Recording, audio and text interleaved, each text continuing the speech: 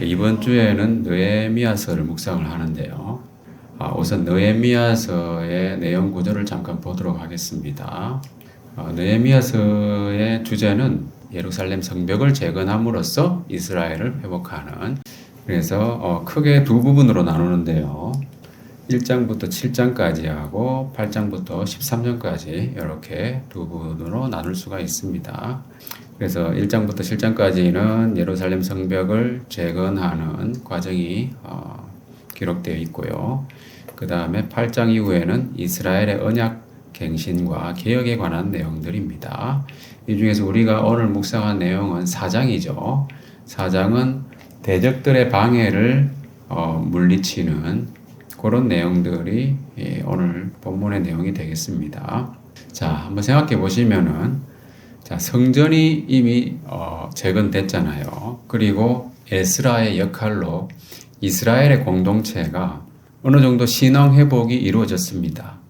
그럼 느헤미야는 어떤 사람이었는가?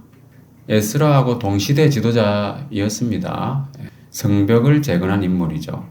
에스라가 영적인 주권을 회복하는 역할을 했다면은 느헤미야는 물리적 주권 그리고 공동체의 안정을 꾀한 사람이었습니다. 그래서 각각 내면적인 면 그리고 외면적으로 또 하나님께서 상호 보완적인 역할을 할 수 있도록 그 일꾼들을 보내주신 겁니다. 자, 그렇다면은 이 예루살렘 성을 재건한다고 하는 것은 어떤 의미가 있는가? 그 의미에 대해서 우리가 잠깐 생각해보고 넘어가겠습니다. 일반적인 의미하고 에스라와 느헤미야 역할을 비교한 것, 영적인 그리고 궁극적인 의미까지 말씀을 드리겠습니다. 자, 첫 번째는 물리적인 안정과 안보를 확보하는 의미가 있죠. 일단 성벽이 있다고 하는 것은 기본적인 방어 시설이 있다는 거잖아요. 그래서 방어 능력을 가진다는 겁니다. 성벽이 없으면은 외부의 침략으로부터 거주민과 재산을 보호할 수가 없잖아요. 상당히 불리한 위치에 놓이게 되는 거잖아요. 자, 그리고 국가적으로도 독립성을 나타낼 수 있는 것이죠. 예를 들면 당시에 보통 이제 성이 지어짐으로써 도시국가가 형성되잖아요. 성벽이 있다고 하는 말은 외부에서 봤을 때도 저기는 독립적인 어떤 그 도시가 형성되어 있는 거구나. 그러니까 어느 정도 인정이 되는 거잖아요. 그러니까 그 안에 있는 사람들도 우리는 이 도시에 사는 사람들이라고 하는 어떤 심리적인 정체성, 그것이 주어짐으로써 안정감을 형성할 수 있는 것이고, 그래서 그렇게 성벽이 재건됨으로써 그 이스라엘의 말하자면 독립국가는 아니지만은 그 당시에는 페르시아의 그 지배하에 있었잖아요. 그 독립국가는 아니지만은 자주적인 공동체, 유대인 공동체의 생활을 할 수 있는 어떤 기반이 되는 것이죠. 그래서 외부에서 볼 때도 성벽이 있는 것 같고 없는 것 같고는 크게 차이가 있는 겁니다. 느헤미야 말씀에 아주 중요한 구절을 한 가지 소개를 드리자면은 6장 16절인데요. 다 같이 읽어보겠습니다. 시작. 우리의 모든 대적과 주위에 있는 이방 족속들이 이를 듣고 다 두려워하여 크게 낙담하였으니 그들이 우리 하나님께서 이 역사를 이루신 것을 알미니라. 처음에는 대적들이 아주 비난하고 조소하고 여우가 올라가도 무너지겠다 이렇게 말하다가 실제로 성벽이 딱 건축되고 나니까 사람들이 놀란 겁니다. 그리고 실제로 공정 기간이 상당히 짧았잖아요. 52일 만에 이루어졌다는 겁니다. 그러니까 기적 같은 일들이었죠. 완전히 불타가지고 폐허가 되어 있는 잿더미와 같은 그런 땅에서 이 성벽을 이루어냈다고 하는 것이 상당한 그 역사였다고 하는 겁니다. 그래서 사람들이 아주 두려워했다는 거예요. 그리고 이것은 인간의 힘으로 되는 것이 아니다 하는 것을 보게 된 것이죠. 하나님께서 이 역사를 이루신 것을 그들도 보게 된다는 겁니다. 그리고 이제 또 한 가지 중요한 것은 거룩함과 속됨의 구별입니다. 뭐냐 하면은 하나님이 통치하시는 그 범위가 있잖아요. 그리고 그 백성들이 거주하는 범위가 있는 것이고 그 경계선이 딱 말하자면 성벽이잖아요. 그래서 그 안에 있는 사람들은 선택받은 민족인 거죠. 선택받은 백성들이고 그래서 하나님께서 요구하시는 거룩한 삶을 살아야 되는 것이고 실제로 하나님은 그 안에 그들과 함께 거하십니다. 그래서 성 안에는 거룩함이 있고 성 밖에는 속됨이 있는 거예요. 거룩하지 않는 것이 있는 거예요. 궁극적으로는 이것이 어떻게 되냐 하면은 요한계시록 말씀을 보면은 다 같이 읽어보겠습니다. 시작. 무엇이든지 속된 것이나 가증한 일 또는 거짓말하는 자는 결국 그리로 들어가지 못하되 오직 어린 양의 생명책에 기록된 자들만 들어가리라. 궁극적으로는 이것이 완전히 분리된다고 했잖아요. 그런 의미로서 성 안에 있는 것은 거룩한 것이고 성 밖에 있는 것은 속된 것이다. 완전히 구분되는 거예요. 그래서 속된 것은 결코 들어갈 수가 없습니다. 자, 그러면서 이제 성벽이 건립됨으로써 또 거룩함을 더 지킬 수가 있는 거예요. 그래서 예를 들면 그동안에 잘못 관리되어 왔던 성전 예배 의식이라든지 또는 뭐 율법 중심의 공동체의 생활을 하는 것이라든지 이러면 서로 자극이 되고 서로 격려하는 그런 공동체가 형성이 된다는 겁니다. 그래서 성벽이라고 하는 것은 그런 재건된 성전과 그 예배가 안전하게 지속될 수 있는 보장하는 역할을 하게 되는 것이죠. 자, 그리고 우리가 조금 전에 말씀을 드렸지만 에스라와 느헤미야의 역할을 잠깐 비교해 보면은 에스라와 느헤미야는 동시대 인물인데 에스라는 영적인 울타리를 확립했다고 볼 수 있고요. 그 느헤미야는 물리적인 울타리를 확립했다. 이렇게 볼 수가 있는 거예요. 이 두 가지가 다 필요한 거잖아요. 그죠? 우리 사람이 뭡니까? 사람이 영과 혼과 몸으로 되어 있잖아요. 그죠? 영과 혼은 보이지 않습니다. 그렇지만 그것이 정말 본질이잖아요. 그렇지만 그것만 있다고 사람은 아니에요. 사람은 뭡니까? 몸이 있는 게 사람입니다. 그런 의미에서 아주 중요한 겁니다. 어느 한쪽으로 치우치면 안 되는 거죠. 그래서 우리도 몸을 거룩하게 해야 되는 것이고 마음도 거룩하게 해야 되고 몸도 거룩하게 해야 되는 거예요.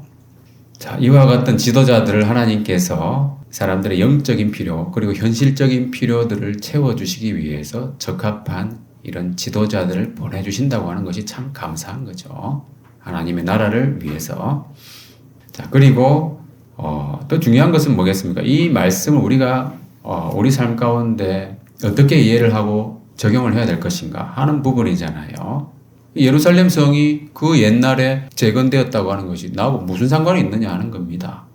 그죠? 그래서 영적인 의미 그리고 궁극적인 의미를 우리가 생각해 봐야 됩니다. 우리가 영적인 의미와 궁극적인 의미를 생각하는 데 있어 가지고 제가 여러 번 강조드렸지만은 성전이라고 하는 것은 뭡니까? 여러분, 성전이라고 하는 것은 성령님을 모신 우리의 몸이 성전이잖아요. 그 성전의 기본 개념은 뭐냐 하면은 하나님이 거하시는 곳이 성전이에요. 그래서 우리 몸이 성전이다. 성경에서 그렇게 말씀하고 있잖아요. 왜냐하면 성령님께서 우리 안에 거하시기 때문에 성령 하나님이 우리 안에 거하시기 때문에 우리 몸이 성전인 겁니다.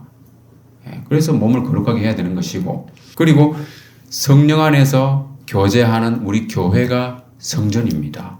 그죠? 두세 사람이 내 이름으로 모인 곳에는 나도 그들 중에 있느니라. 예수님께서 말씀하셨죠. 예수님께서 우리와 함께 거하십니다. 주 예수님의 이름으로 우리가 교제할 때는. 그렇죠? 그러니까 이 교회가 성전인 거예요. 또 궁극적으로 주님께서 다시 오셔가지고 새 예루살렘 성에 우리가 들어가게 될 때 그때는 뭐가 성전입니까? 그때는 뭐가 성전일까요? 자, 요한계시록에 보면은 성 안에서 내가 성전을 보지 못했다고 그랬어요. 눈에 보이는 성전이 없는 겁니다. 왜냐하면은 주 하나님과 어린 양이 성전이시기 때문에 눈에 보이는 특별한 성전이 없는 겁니다. 좀 애매하잖아요. 그죠? 그리고 우리가 그 안에 들어가게 되면은 성령 안에서 우리가 다 하나잖아요. 예수님께서 그 마지막 기도하실 때 이렇게 기도하셨잖아요.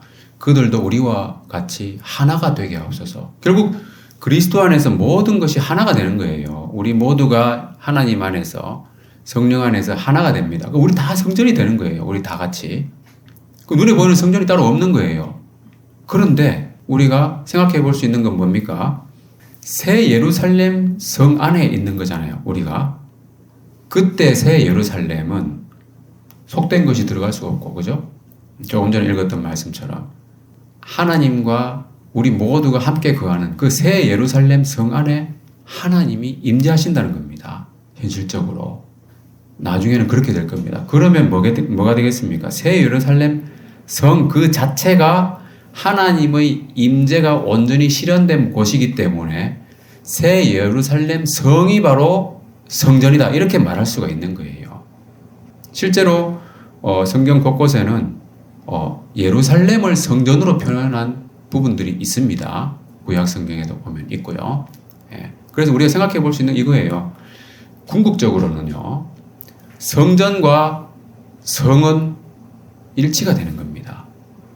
자, 그래서 구약 시대에는 성전과 예루살렘 성이 구분되어 있지만은 지금 신약 시대에는 손으로 지은 성전이 없잖아요. 성벽의 울타리도 따로 없습니다. 그죠? 성벽도 없어요, 지금은. 단지 우리가 성전이 되어 가는 것이고, 궁극적으로는 성전과 예루살렘 성은 일치가 되는 겁니다. 완전해지기 때문에, 완전히 새롭게 해주시기 때문에 그런 겁니다. 그래서 우리가 느헤미야서의 예루살렘 성벽 재건 이야기를 적용의 관점으로 우리가 바라본다면은 결국은 우리의 신앙생활이 되는 거예요. 우리가 성전이 되어 간다고 그랬잖아요. 그죠? 그게 바로 우리 신앙이 성숙하는 겁니다. 그런 의미에서 이 성벽을 재건한다고 하는 것도 결국은 우리의 신앙생활을 올바르게 관리해 나간다. 또 한층 업그레이드 한다. 또 예수님을 더욱 닮아간다. 이런 의미로 이해할 수가 있는 겁니다. 자, 그래서 우리가 이 신앙생활을 삶의 울타리를 확립하는 것. 이것이 바로 어떤 면에서는 우리 신앙생활에 지난번에 얘기했던 그 루틴을 아주 견고하게 하는 거죠. 자, 그래서 그러면 우리가 이 신앙생활의 울타리를 확립하는 데 있어서 가장 중요한 것은 무엇이겠는가? 가장 중요한 것은 온 마음으로 일해야 한다 하는 겁니다. 자, 오늘 본문의 말씀 보면은 우리가 성을 건축하여 전부가 연결되고 높이가 절반에 이르렀으니 이는 백성이 마음들여 일을 하였다 그랬습니다. 자, 성벽이 점점 이렇게 모든 것이 다 연결되어 있고 올라가는 모습이 보이는 거예요. 놀라운 겁니다. 느헤미야가 보기에도 그 이유가 뭘까 생각해 보니까 이 백성이 정말로 마음을 들여서 일하고 있구나. 건성으로 일하는 거하고 이런 마음들이 일하는 거하고 그게 성과가 다른 거예요. 여러분 정신일도 하사불성이라는 말이 있잖아요.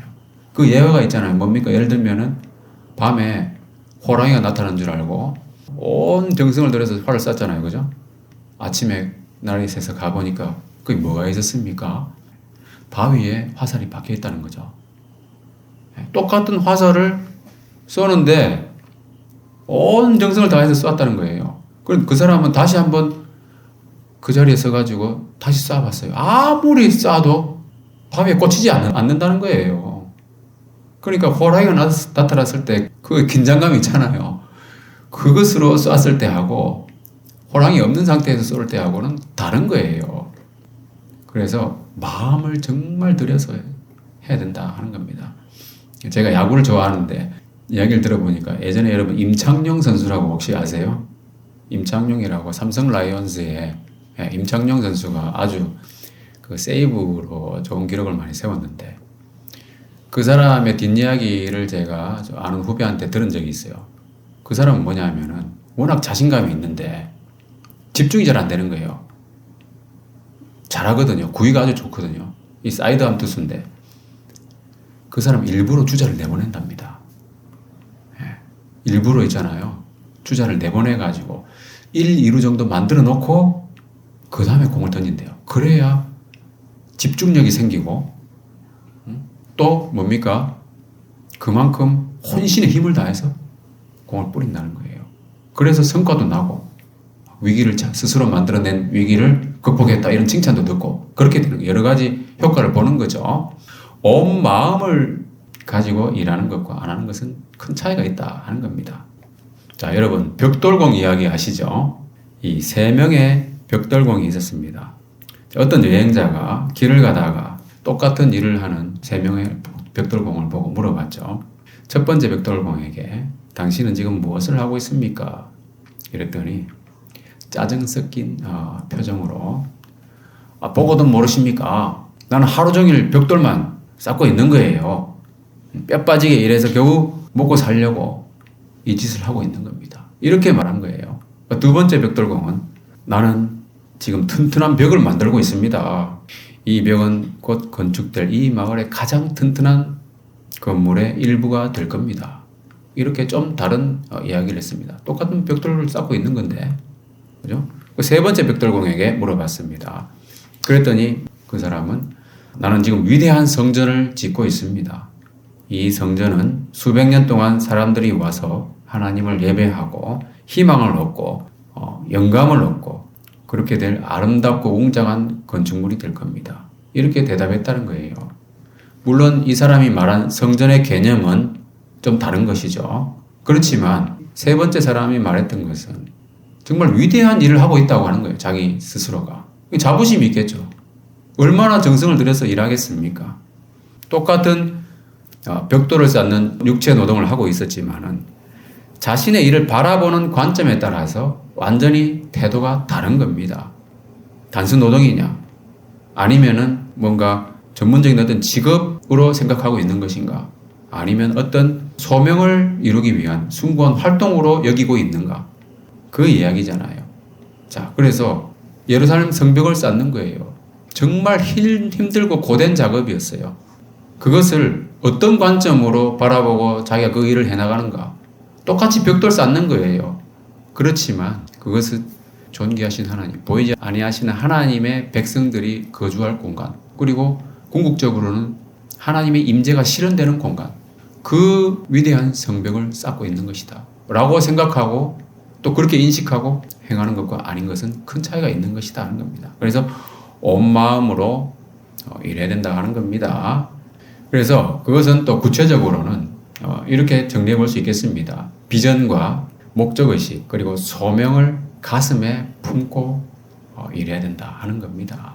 자, 그리고 또 한 가지 우리가 알 수 있는 것은 뭐냐 하면은 전부를 연결하고 높이 쌓아 올렸다 그랬어요. 자, 우선 연결이 잘 돼야 되는 거예요. 연결 안 되고 한쪽만 높이 올라가면 어떻게 됩니까? 그거 별로 의미가 없는 겁니다. 그래서 뭐 올림픽 종목에도 보면은 팀 플레이 그 빙상 종목 중에 있었던 것 같은데 맨 마지막에 들어오는 그 사람의 기록을 가지고 평가하는 그런 종목도 있잖아요. 그래서 전부 연결하고 그리고 높이 쌓아 올려야 된다 하는 겁니다. 자, 여러분 혹시 수준이라는 말의 의미를 생각해 보신 적이 있는지 모르겠는데요.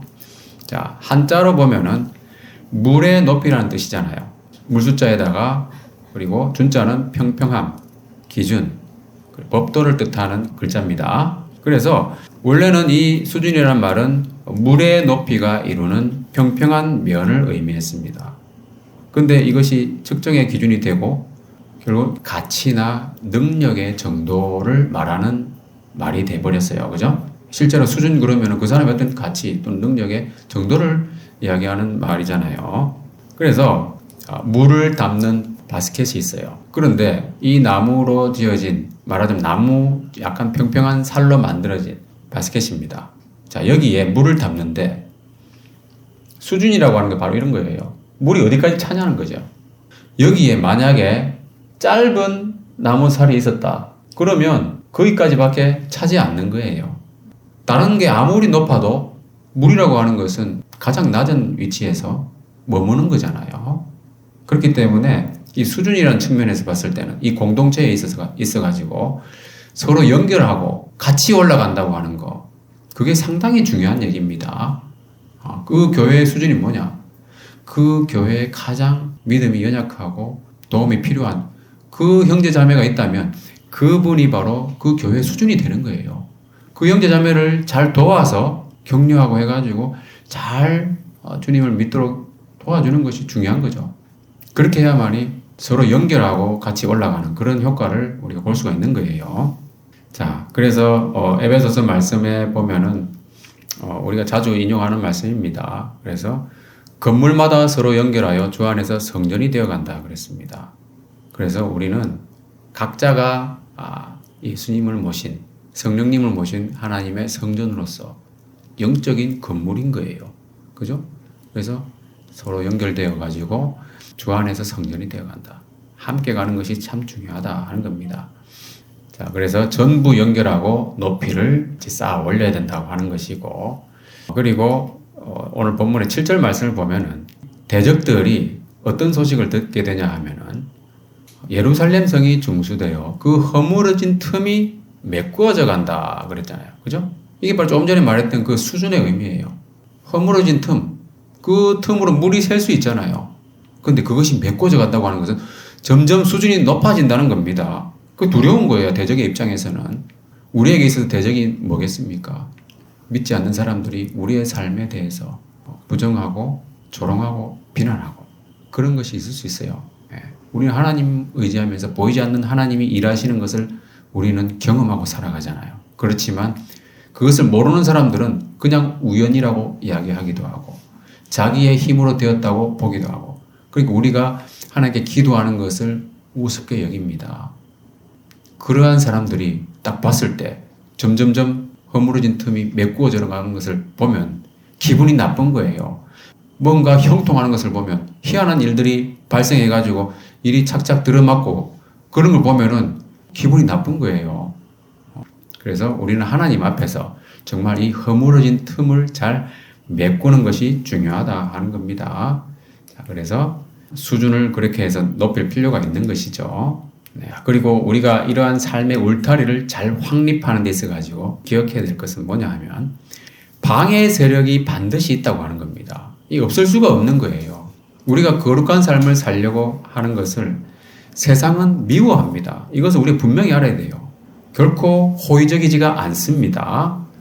왜 그러냐 하면은 베드로전서 5장 8절을 다 같이 읽어보겠습니다. 시작. 근신하라 깨어라 너희 대적 마귀가 우는 사자같이 두루다니며 삼킬 자를 찾나니. 우리의 대적은 뭐냐 하면은 사람들처럼 보이지만 사람이 아니고 그 사람들 가운데 역사하는 마귀예요. 사탄입니다. 그래서 사탄은요, 삼킬 자를 찾기 위해서 배고픈 사자처럼 돌아다닌다고 하는 겁니다. 그래서 항상 기억해야 될 것은 뭐냐 하면은 방해 세력이 반드시 있다 하는 것을 우리가 꼭 기억해야 되는 것이고, 오늘 본문의 말씀에 보면 어떻게 나오냐 하면은 그 사람들이 비웃잖아요. 그죠? 느헤미야가 지휘해가지고 유다 백성들이 성을 건축하는 것을 보고 비웃습니다. 조롱합니다. 또 보면은 점점 이렇게 성벽이 올라가다 보니까 분노하면서 무슨 짓을 하냐 하면은 물리적인 힘을 가해가지고 그들을 없애버려야 되겠다. 이런 악한 계획을 도모하는 거예요. 그들은 실제로 군사력을 가지고 있었거든요. 힘으로 이겨나가야 되겠다. 이런 생각을 하고 살육하여 역사를 그치게 하리라. 이러한 이방인들의 비난과 조소 그리고 물리적인 위협이 있었다는 거예요. 그리고 이것은 외부의 적이라고 볼 수 있는 거잖아요.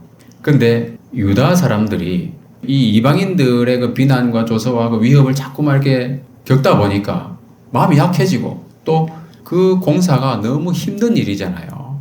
여러분 노가다를 해보셨는지 모르겠는데 저는 군대에 있을 때 진지공사는 해봤습니다. 그 삽질하는 거거든요.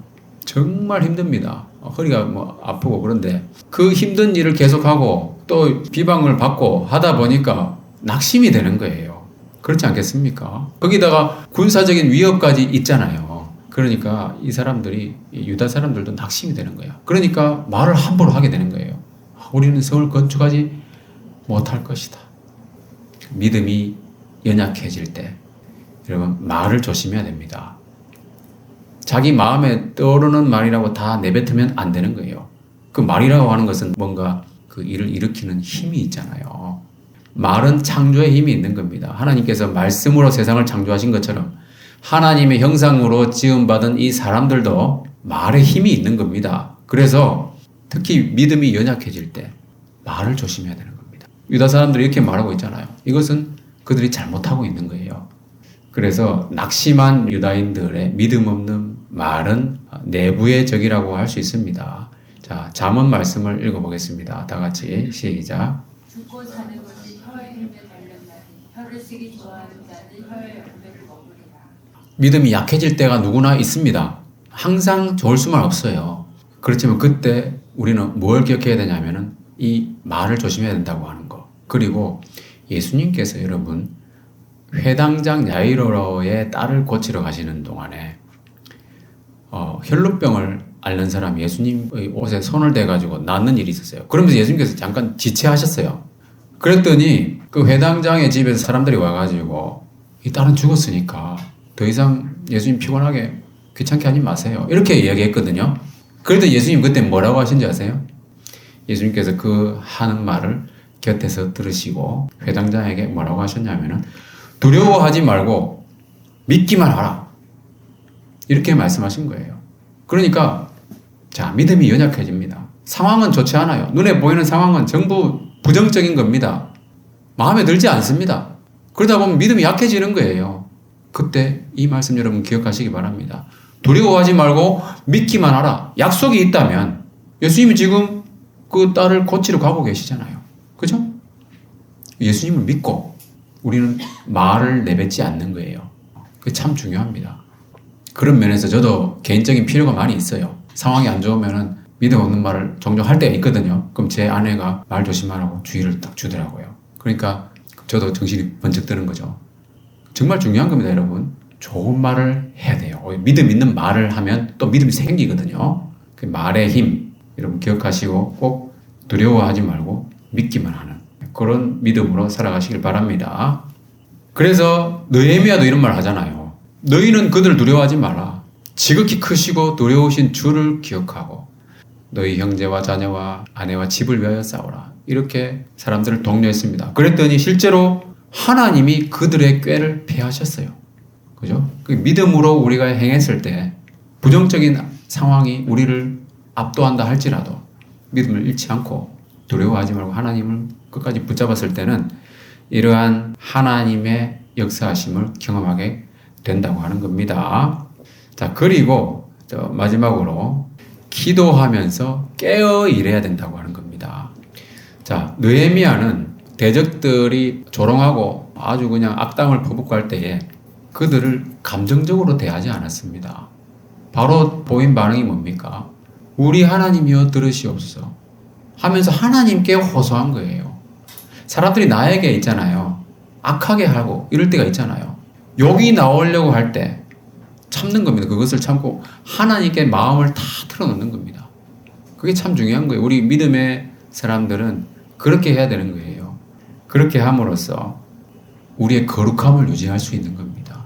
그것이 또 우리의 삶의 울타리를 치는 거예요. 그 울타리 밖으로 넘어가지 않는 거예요.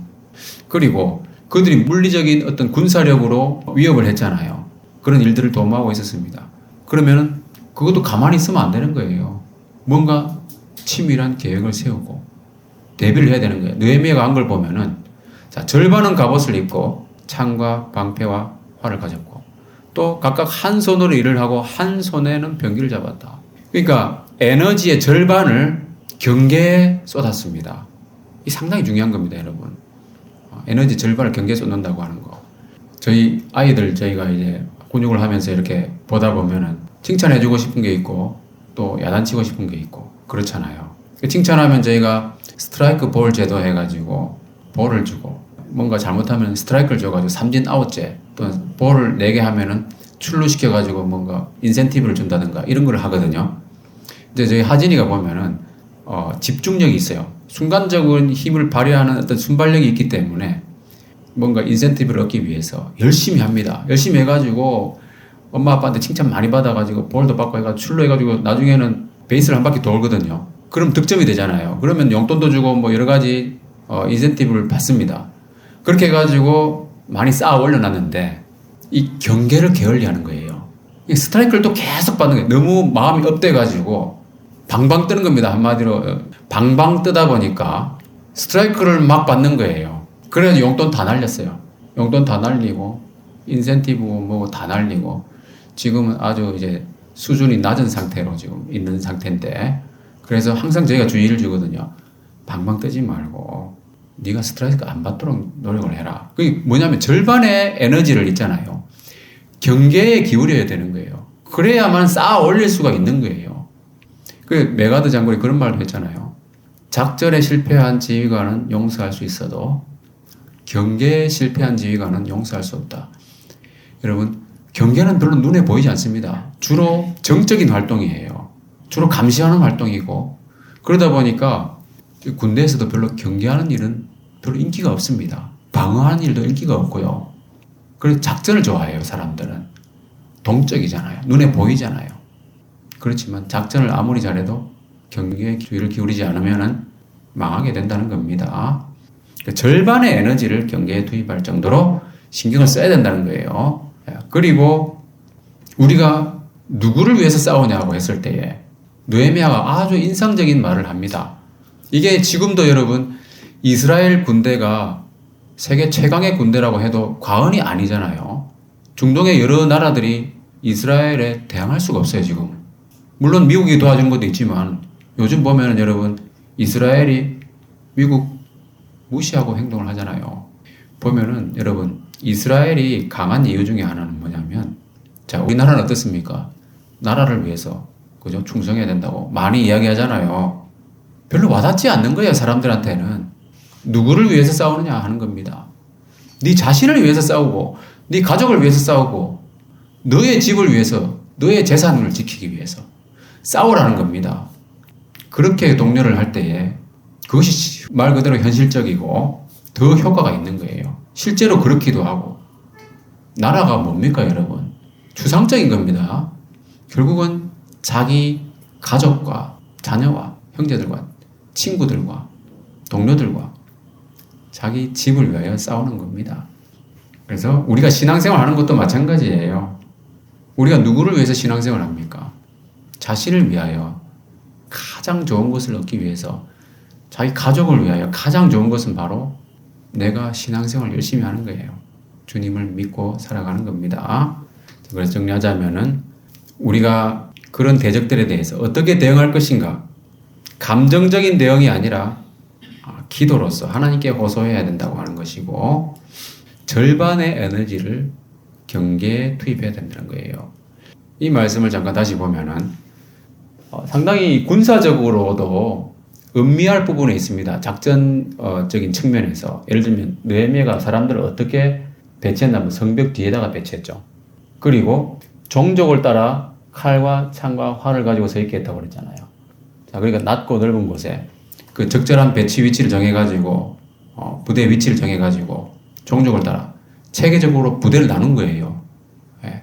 그런 의미를 우리가 볼 수가 있고요. 그리고 자, 민장은 유다 온 족속 뒤에 있었다. 그러니까 사람들을 지휘하는 사람들은 지휘의 중심에 있는 거예요. 그 군사적으로도 그게 상당히 중요한, 지휘관의 위치가 중요한 겁니다. 그래서 효과적으로 지휘할 수 있는 위치를 우리가 볼 수 있는 것이고, 자, 그리고 여기 보면은 각각 허리에 칼을 차고 건축하며 나팔 부는 자는 내 곁에 있다. 이건 또 신호를 통해 가지고 전체적인 명령을 하달할 때 필요한 내용들. 그리고 예비 임무를 하는 거죠. 오늘 본문에 거의 맨 마지막에도 나오지만 옷을 벗지 않았다고 그랬잖아요. 여러분 군대 생활 해보신 분들은 아실 겁니다. 5분 출동 대기조가 있잖아요. 그죠? 저도 5분 출동 대기조 소대장을 해봤습니다. 근데 전투화도 안 벗어요. 잘 때. 요즘은 그 이후에 약간 완화돼가지고 전투화 벗고 자게 해주던데 그래도 비상 걸리면 5분 만에 전투화 신고 나와야 되거든요. 그러니까 잠을 잘 때도 전투복도 벗지 않고 옷을 벗지 않고 출동 대기를 하는 거예요. 그런 것처럼 상당히 느헤미야가 이런 면에서 소질이 있었던 분인 것 같아요. 그런 사람을 하나님께서 현실적인 어떤 필요를 채워주시기 위한 지도자로 세우시고 보내주신 거죠. 자, 그래서 절반의 에너지를 경계에 투입한다고 그랬고 체계적인 작전을 실행했다고 하는 그런 의미가 제가 조금 전에 설명드린 그런 내용들이 되겠습니다. 뭐 좀 더 구체적으로 분석할 수도 있겠지만 간단하게 제가 말씀을 드렸고요. 그래서 자신과 가족을 위해서 싸우라고 하는 이 한마디가 현실적인 겁니다. 예, 추상적인 것이 아니고. 자, 말씀 마무리하겠습니다. 에스겔서에 보면은 여러분 마른 뼈들의 환상을 에스겔 선지자가 보게 되거든요. 이 뼈들이 살 수 있겠는가? 여러분 보세요. 여기 널브러져 있는 이 뼈들이 있잖아요. 살 수 있겠습니까? 도저히 인간적인 시각으로는 불가능한 거예요. 그러니까 예루살렘 성을 건축하기 전에 모습이 바로 이런 거예요. 완전히 흙무더기가 되어 있고 불타가지고 아무것도 없는 오히려 폐허가 되어가지고 공사하는데 방해가 되는 것들, 그런 것들만 있는 거예요. 그런 상태에서 이거 살 수 있겠는가? 우리 각자가 성전이 되어 간다고 했을 때 우리가 서로 연결되면서 서로 지어져 가면서 아름다운 성전이 되어 가잖아요. 그것이 어떤 측면에서는 이 뼈들이 살아나는 것과 유사한 거예요. 나중에는 어떻게 됩니까? 이 뼈들의 환상을 보고 하나님께서 말씀하시잖아요. 이 뼈에 대해서 대언하라고 말씀하십니다. 그래서 하나님께서 하신 말씀대로 에스겔이 명령을 따라 대언하니, 대언할 때 소리가 나고 움직이며 이 뼈 저 뼈가 들어맞아 뼈들이 서로 연결되더라. 그리고 힘줄이 생기고 살이 오르고 가죽이 덮였지만 생기가 없었어요. 그때 하나님께서 생기를 들어가게 해라 말씀하셨어요. 그때 명령대로 대언하였더니 생기가 그들에게 들어가고 살아나서 일어나서는데 극히 큰 군대가 되었어요. 도저히 살아날 수 없을 것 같은 이 뼈들이 살아나가지고 커다란 군대가 되는 거예요. 이와 같이 예루살렘 성벽도 건축이 되는 것이고 우리의 신앙도 쌓아져 가는 겁니다. 그래서 말하자면 이 생기, 여기서 나오는 결국은 핵심은 생기잖아요. 그죠? 생기가 있어야만 이것이 가능한 거거든요. 그 생기는 결국은 성령의 능력입니다. 그래서 성령님께서 우리에게 역사해 주시기를 우리는 항상 소망하면서 우리 삶의 울타리를 확립할 필요가 있습니다. 첫 번째 우리가 이야기했지만은 온 마음으로 일해야 된다고 했잖아요. 그 마음에 비전과 목적의식과 소명을 가슴에 품어야 된다고 했잖아요.